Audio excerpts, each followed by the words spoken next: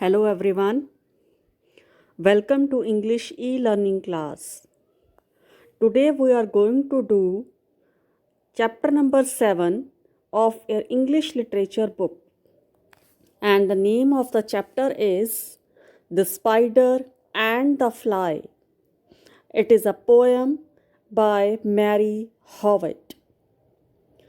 And you will also notice that I have written here in a slide that this poem is a fable.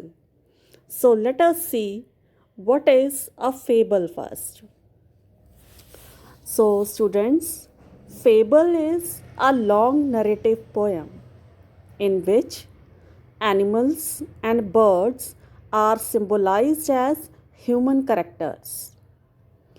They think, they speak, they act like humans in the poem. In the poem, The Spider and the Fly, you will see that there are dialogues. The poem is written in a form of dialogues. The poem is full of archaic words. Archaic word means the words that are taken from old English. Means the words that are used in the olden time in English, but nowadays they are obsolete, they are no longer in use.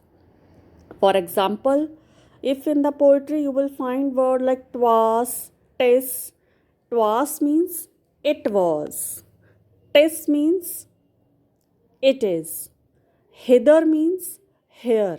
So these are the words used in the fable, the spider and the fly.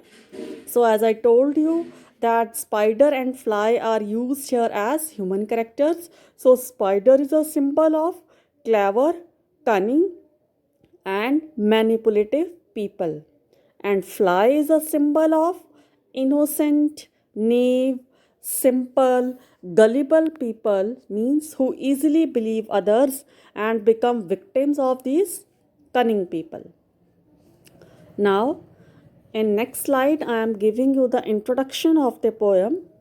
So this poem, this fable is divided into 7 stanzas and it follows a same simple rhyme scheme in all the stanzas, and the rhyme scheme is A B B C C, because you will find that the end words of every two line, their vowel sound is same, they rhyme with each other. Now, what is in the poem? The poem describes the entrapment of a silly fly by a clever spider. You will find that spider in the poem is using various tactics, various strategies in order to lure the fly, and it gives him false offers of help and friendship also.